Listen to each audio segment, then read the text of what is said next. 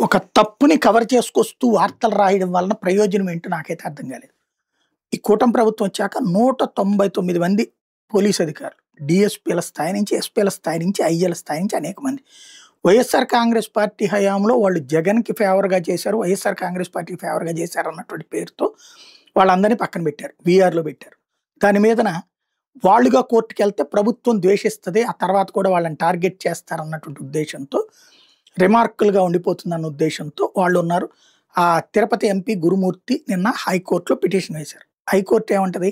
హైకోర్టులో గురుమూర్తి తరపున వాదనలు ఏమి వినిపించారంటే, సుప్రీంకోర్టు ఇంతకుముందు ఇచ్చింది గైడ్‌లైన్స్ ఇట్లా ఉంచడానికి వీల్లేదు అన్నటువంటిది. అంటే మీరెళ్ళి సుప్రీంకోర్టులో చెప్పుకోండి అది అని చెప్తున్నారు. ఇంకా అప్పుడు ఎందుకు ఇక్కడ న్యాయస్థానం? సుప్రీంకోర్టు ఏమంటది? మీరు హైకోర్టుకి ఎందుకు వెళ్ళలేదంట. అందుకే ఇక్కడ వేశారు పిటిషన్. బేసిక్‌గా కోర్టు అనేది ఏం ఆలోచించాలి? ఒక న్యాయమా? అన్యాయమా?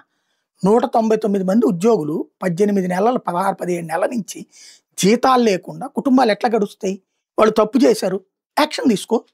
సస్పెండ్ చేయి. డిస్మిస్ చేయి.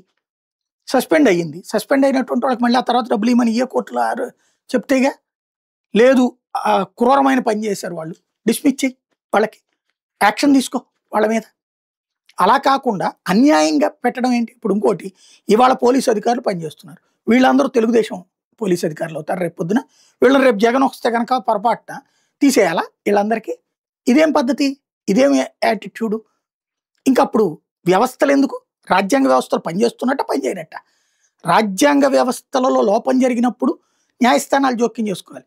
ఇప్పుడు మరి ఇక్కడ హైకోర్టు కొట్టేసిన నేపథ్యంలో సుప్రీంకోర్టుకి వెళ్తున్నారు. అయితే అధికారులు మరి ఎవరన్నా వెళ్తారు లేదా? అధికారులు సంఘం వెళ్ళాలి. వాళ్ళు ఎట్లాగో చివరికి ఎవరు అధికారంలో ఉంటే వాళ్ళ దగ్గరికి వెళ్ళి టీలు తాగడానికి పనికి వస్తున్నారు తప్పించి తమ మిగతా స్టాఫ్ గురించి పట్టించుకోవట్లేదు. ఓవరాల్‌గా వ్యవస్థలు విచ్ఛిన్నం అవుతున్నాయి. వ్యవస్థల మీదన నమ్మకం కోల్పోయే పరిస్థితి ప్రజలకు ఎప్పుడో వచ్చేసింది.